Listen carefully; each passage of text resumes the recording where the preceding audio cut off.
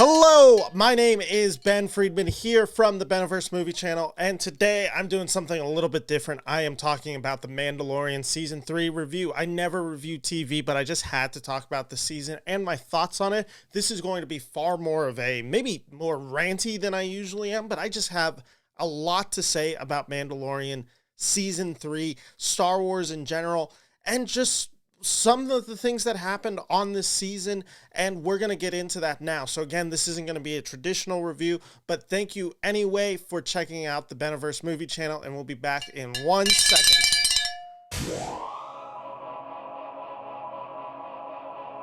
All right, so The Mandalorian Season 3. This season debuted on March 1st and just concluded a few days ago. I'm recording about a day after the finale, in fact, less than 24 hours.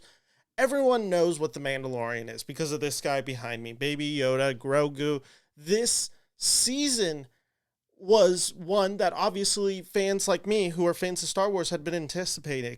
Season 1 and Season 2 of The Mandalorian, I thought were really good TV shows. Like, really good. I really like Season 2 of The Mandalorian. I thought it was some of the best Star Wars stuff I had seen. Going out of the show, going into shows like The Book of Boba Fett, Obi-Wan Kenobi, I was left pretty underwhelmed by those shows. But then Andor comes out, and Andor is my favorite Star Wars project since, if we're being fully honest, probably since Empire Strikes Back. I love Andor. I love the storytelling at play. So I was hyped on the Star Wars brand going into Mandalorian. The season trailer that premiered in January, I thought that looked really good. And I was really excited. I knew we were going to get more Mandalore. I knew we were going to get more Bo-Katan. I knew, based on the events of the Book of Boba Fett, that we would have Mandalorian and Grogu reunited. This is where the rant kind of begins. I hated the decision to bring back the Mandalorian and Grogu, reunite them, not in their own show, they reunited them in episode 7 of the Book of Boba Fett, but also to just do that so quickly. I mean, the whole point of season 2 is that we're finding out who Grogu is, what he is, and this relationship between Mando and Grogu. And the reason episode 8 of season 2 works so well, the one where Luke comes to rescue Grogu and save the day, is because that's not the payoff. Luke Skywalker is not the payoff, the emotional delivery of that. The payoff of that episode is Mando and Grogu saying goodbye. And you completely dismantled it in under a year on another TV show that wasn't anywhere near as good and not called The Mandalorian. So I already had problems with this. So going into season 3, I'm like, where do we kind of go from here? Because Grogu and Mandalorian are reunited. And right away, as episode 1 of this season started, The Apostate, I was left pretty puzzled by the decision. For those who do not remember, and I will recap some of this events, and be warned, spoiler alert heavy in this episode, for this review, I should say. In the beginning of season 3, in the episode The Apostate, they do a recap. They don't show the reunion of Grogu and Mandalorian. They don't show Mandalorian getting his ship. They just go for it, and they don't explain it. So if you're someone like me who watches all Star Wars content, I understand, I know what happened, I get that. If you're someone like, for instance, who's maybe a little bit more casual fan of Mandalorian, who only watches the show, did not watch Book of Boba Fett. For instance, my mother did not watch the Book of Boba Fett, but I know she watches The Mandalorian. You would have no understanding of the jump between season 2 and season 3. It literally doesn't make sense, and the show just chooses to ignore it, which is already at the top of it, just a really bizarre decision to do.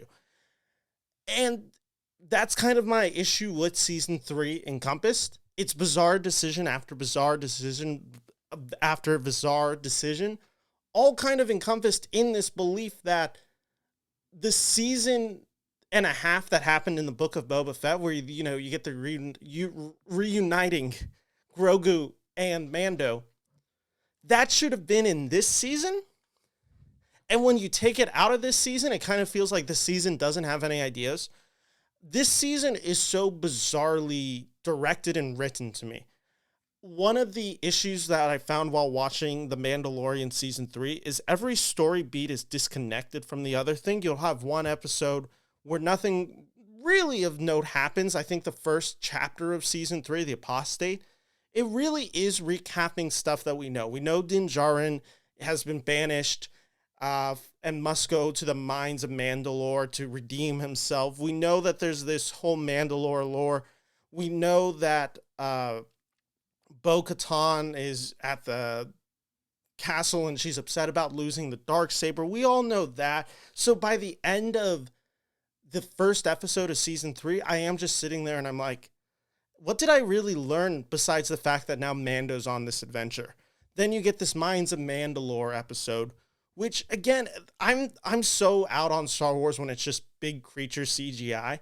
And that's what I found this episode to largely be, especially with the Mythosaur, which does not come back. It comes back at the very end of season 3. And it just, I'm like, why are we focusing on that?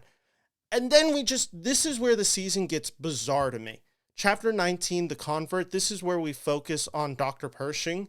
And it's this kind of episode where we're seeing the New Republic. We see these people who worked under Moff Gideon, played by Giancarlo Esposito.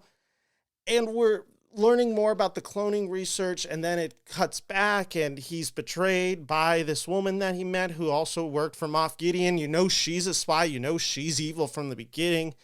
And then, like, this whole thing that happens, and it's the longest episode of Mandalorian. I believe it's right under an hour. And when it's going on, I'm just kind of like, wait, so why did we just cut away from The Mandalorian? Like, this is the story, and we just have this episode. So is this what this season's going to focus on? And then the next episode, we're back with Mandalorian, completely focused on it. We're focused on these dinosaur creatures taking Grogu and flying away with them, and Mando. And then we get a little bit of Grogu's past where we see Ahmad Best and a really good cameo come out.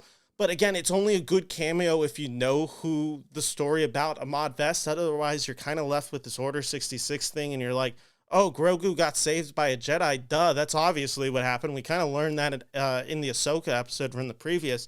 So I'm like, they're just missing these beats where I'm like, oh, you're paying fan service, but there's no reason to have the fan service in there like it is, or give it some form of meaning. It's just like, oh, we're seeing an Order 66 flashback again because people want that. And again, it's cool to see Ahmad Best in that scene. I think he's really good in that scene, and it's a really emotionally powerful scene for me. But it just doesn't add up to anything, and that's what I found this big issue with the season was. The best episode of season 3 to me was episode 5, which was The Pirate, chapter 21. This is the one where the Mandalorians go in. They basically protect Navarro. They find home there, and then we see that the wreckage of Moff Gideon's prison transport. I thought the action in this episode done by Peter Ramsey was really good. But there's also this weird thing when you're watching season 3. It feels like the episodes, the connecting story tissues all happen in the final 5 minutes of each episode. For instance, The Apostate, which is episode 1, it starts with Bo-Katan sending out Mando to go to this planet. In episode 2, it ends with Bo-Katan diving in to save Mandalore, or to save the Mando, and she encounters the Mythosaur at the end of chapter 3, which is again The Convert, which is the episode with Moff Gideon and Dr. Pershing, or I should say specifically Dr. Pershing. We get this proof of Din Djarin presenting the armor with the sample of water. Bo-Katan is redeemed, blah, blah, blah. All this, the pirate ends with the Mandalorians having found home and Moff Gideon being saved. Guns for Hire, which is the Bryce Dallas Howard Lizzo episode, which has become a little infamous. I'll get to that one in a second. I didn't think it was as bad as people said it was. It's the scene where literally the Darksaber is just handed to Bo-Katan, and that scene is like terrible to me because I'm like, we've built up so much about this Darksaber, and Mando just hands it to Bo-Katan. There's nothing more that comes out to it. Why didn't just Bo-Katan start with the Darksaber at the end of season 2? Why do we just have Mando borrowing it for 4 episodes just to lead off to that? I'm like, what's the decision made on these? It's these little things where I'm like, the whole story is happening in the final 5 minutes and they're barely connecting. Chapter 7, which is The Spies, finally connects back to the Ella Kane, Dr. Pershing storyline, where we see that Ella Kane, in the most obvious reveal of all time, is the fucking spy. Sorry for my language, but it was so blatantly obvious. Now, and Chapter 7 does have my favorite moment from the season, which is when Moff Gideon is in the Shadow Council. They're talking about Thrawn. Commander Hux is there. All of that. I thought this scene was really, really well done. And I think it's so largely well done because Giancarlo Esposito is a really good actor. And he's just able to bring a gravitas to him as a villain role. But what this season lacks is it's so weirdly paced. Chapter 7, which is the finale, not the finale, it's the penultimate finale episode of the season, is us exploring Mandalore, which also technically happens in episode 2 of this season, but then it's kind of ignored, and now we're getting all these things, and it feels like we have so many story beats to cover because we haven't really been doing much this season. And to me, I was just sitting there, and it's like, there's too much going on, and we get this moment where Bo-Katan is revealed to be, basically, she surrendered to Gideon during the Night of 1,000 Tears, and it's all this, and I'm just like, this would have been so much more interesting had you built to it, and had we learned more of it. And then last night's episode, Chapter 24, the finale, The Return, this episode was bizarre to me. I think this is a really bad Star Wars episode in all accounts. One, I found the action to be completely weightless. There was nothing for me when the Mandalorians are flying. It looked like obvious green screen, like just so obviously bad. You can tell none of the actors on set, they're all just doing voiceover performances. There's no real emotion to it. The fact is, like, Mandalorian and Moff Gideon have this showdown, and it's like, we already saw this showdown at the end of season 2. This showdown actually probably should have been about Bo-Katan and Moff Gideon, but it's this weird thing, and this is also one of my huge criticisms for season 3. The Mandalorian in season 3 is not the main character of The Mandalorian, but no one's really the main character. You could argue Bo-Katan is probably more the main character in this, but she also isn't given enough development till far later into the season to be the main character. It doesn't feel like Grogu has any purpose to be there. Mandalorian is doing nothing new. It's kind of like he is a side character within his own story, but they don't give a lead to take over the leading role of this. Bo-Katan just simply isn't designed to be the lead of this show. They give her more to do, and she becomes more of a co-star, but she doesn't fill the leading role because this story gives Katie Sackhoff, the actress, not much to do with Bo-Katan that's particularly interesting. There's moments of it. There are certainly, she is more present in this season, but presence does not mean story beats and leadership, or when I should say leadership, filling up the role as the primary hero in this episode or this season. And that was my issue with Bo-Katan in this. I'm like, she is very much a side character that feels like they're not making her the main character, but they're not committing to her being a side character, but she's not really the co-star either. They feel like they're kind of trying to have it every way, where it's like, well, Mando's the main character, but we don't have anything for Mando to do, so Bo-Katan's going to have a little bit more to do. But we can't just make this a Bo-Katan show, so we're going to kind of make it Mando, Grogu's there, Bo-Katan's there. Maybe Dr. Pershing can lead an episode for a little bit. And it just feels like, whose show is this? Who is the titular Mandalorian, or who, at the very least, is our protagonist? And I'm like, in this season, I'm like, Mandalorian doesn't get enough to do to feel like a protagonist. He's kind of just there. There's no real story beats with him. Grogu doesn't feel like the protagonist. He feels like he is just simply there because Disney needs to sell toys and they can't have him away from The Mandalorian. No one would watch it.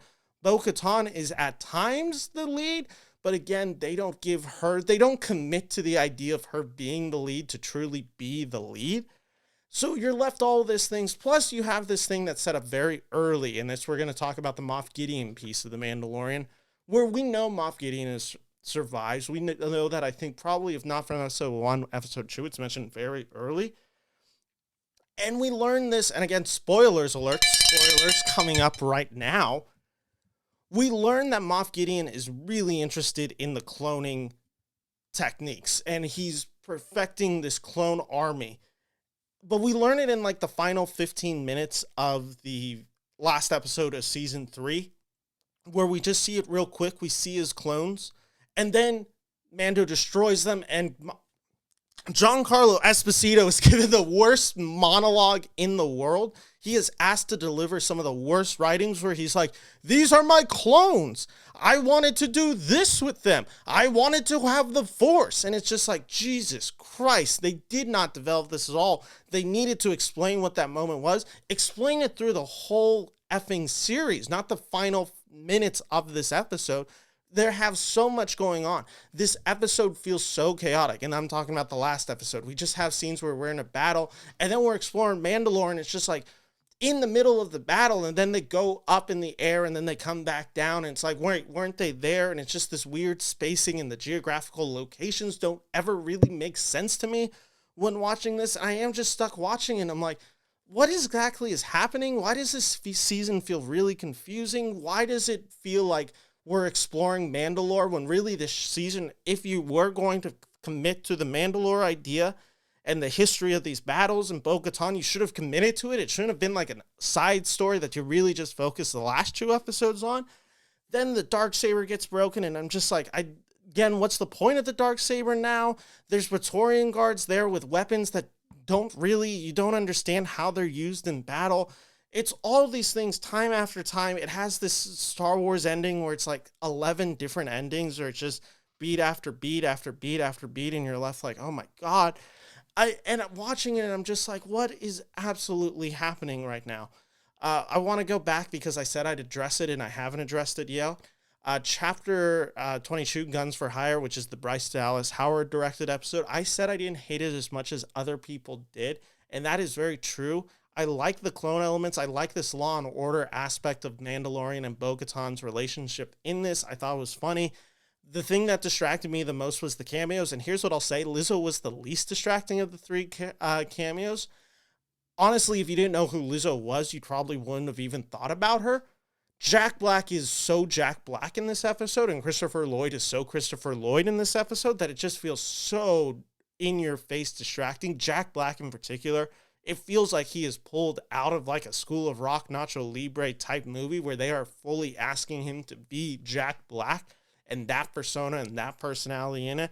I thought that was the most distracting thing of this episode, along with the fact, like, one of my overarching criticisms of season 3 of The Mandalorian is the special effects. I thought just took a huge step down. I'm like, everything kind of looks like green screen. You can tell Pedro Pascal is not on set. I mean, you can just tell. He's obviously filming The Last of Us when this is happening. And the voiceover work is very clear throughout it. And I'm just left with this feeling of when watching this season, and I'm like, why are we taking these decisions? Why is Moff Gideon back if he's just going to be killed at the end of season 3 in a big fire? Like, we already had this decision made in season 2 where he gets captured. I'm like, why couldn't we either have stuck with that, or if you were going to bring back Moff Gideon, why don't we have him throughout more of the season to learn more about this cloning stuff, which is, again, teased at but never really committed. That's the issue with season 3. No idea is actually ever committed to. And that was my overarching criticism watching this season. I'm like, everything's kind of just happening, but it is of little effect. When the final moments of season 3 happen, and there's this ceremony that happens between Mando and Grogu, where Mando essentially adopts Grogu, it's supposed to be kind of the emotional like arc of this season to a degree, but it's like, okay, but if you watch season 1 and season 2 of The Mandalorian, you already got that. Like, we don't need this moment to feel like, oh, they are finally son and father figures. Like, we have that. Like, we're already connected to them in that way. So it's just kind of this moment where we get, well, okay, Grogu's name is now Din Grogu. That's where I'm just left kind of confused by this whole season, where I'm like, actually, if you just kind of erase season 3 completely off the map, the only thing that really changes is the Mandalorians don't reclaim Mandalore. Moff Gideon is now officially killed, but it's like, okay, you could have actually done a lot of that from the sidelines. I mean, like I said, they capture Moff Gideon at the end of season 2. They could have killed him in that moment, or they could have arrested him and he's now a non-factor. You could have started teasing some of the experiments he's doing and then maybe later brought him back. It just feels like so many ideas that have no meat to them. It's bone without meat. And Favreau is the writer for every episode. He has some co-writers throughout, but he is the primary writer for all of them. And you can really feel the fatigue of his writing, where it's just like, it feels so on the nose with his writing. You're sitting there and you're like, oh, okay, like this is very direct dialogue. You get a lot of expositional dialogue where it's like, this is what happened here, and this is why we did this, and this is happened. And you're like, oh, okay, like this is what this season's going to feel like. Everything's going to unfold in a very certain way. When we get the episode, The Convert, which is, again, the Dr. Pershing episode, somebody that I listened to on The Watch, I forgot who it was either Chris Ryan or Andy Greenwald. They basically said The Convert is it is an episode of Andor written in spec script, or with, Jesus, let me rephrase this. What they said about this episode, The Convert, which is directed by Lee Isaac Chung and written by Favreau. This is, again, the one with Dr. Pershing. What they said was this episode felt like Andor if it was written in crayon. And that's kind of what this episode feels like. It's too broad to have any real ideas. It's supposed to be kind of this look inside this new era of the New Republic, but it doesn't really go anywhere. And that's everything about this season. Nothing really goes anywhere. And I'm just left sitting here like, why do I really care about watching this? Like, what am I attached to here? Like, why is Grogu here? Why is Grogu here? What is Mandalorian doing here? Like, these characters are kind of just here because they're here. None of the deaths feel impactful. The Paz Vizsla death is kind of just whatever. None of the action feels it. And it's not that maybe even the action is necessarily directed well. I think Rick Famuyiwa, who directs the last 2 episodes of this season, is actually a pretty good director of action. But it's just like, I've seen it before. This feels so repetitive. And maybe it's just the fact that we're so much have an overabundance of Star Wars. But I'm watching and I'm like, this feels the same as Mandalorian Season 1 and Season 2. It also feels the same as the Book of Boba Fett. It feels the same as Obi-Wan Kenobi. The only thing it doesn't feel the same as is Andor, and I much prefer Andor over this because of how different Andor feels. And I'm just left wondering, like, why am I really investing in any of this? And I'm left sitting there for The Mandalorian, and by the time Season 3 finale comes around and I watch the episode, I'm left thinking, why do I care? Like, why couldn't this show have just ended at Season 2? Like, if you do the Season 2, Grogu goes off with Luke, maybe, again, you have Mandalorian come back in either a future project or something like that, and maybe you get Grogu down the line somewhere else. But it's just like, this season of Mandalorian felt like it was like, okay, well, this is our most popular show on Disney+. We need to have a Season 3. We don't really have any ideas. Let's see. The Republic Rangers show that was supposed to have Cara Dune and Bo-Katan, obviously the actress gets fired for that because of stuff she said. Let's add some of those storylines into this season. Let's also tie in some of the stuff from the Book of Boba Fett with the Mandalorian and Grogu's relationship. Let's bring in some stuff about retconning or fixing the return of Emperor Palpatine in Rise of Skywalker. Let's try addressing some of those stuff more. Let's have like these political episodes, which are supposed to be breaking about the New Republic and some of the things they have and why the New Republic will fail. Let's have some prequel stuff. Let's have some sequel. Let's do some original stuff. Like, it just kind of feels like they're throwing everything at the wall and there's no actual ideas that stick. And it was felt like every story was kind of like just given the air of like, all right, let's do it. Why not? We don't have anything else. And I think, again, it stems back to the original sin of putting Mandalorian and Grogu in the Book of Boba Fett and kind of taking what felt like could have been easily a season arc and throwing it away in 2 episodes in the Book of Boba Fett. So that's my issue with this show. Overall, I did not enjoy watching The Mandalorian Season 3. By halfway through this episode, I checked out. I fully checked out of this season. And by the end, I couldn't care. My highest rated episode, again, was episode 5, which I gave 5 stars to. Sorry. My highest rated episode was episode 5, which I gave 3.5 out of 5 stars. So let's clarify that, 3.5 out of 5.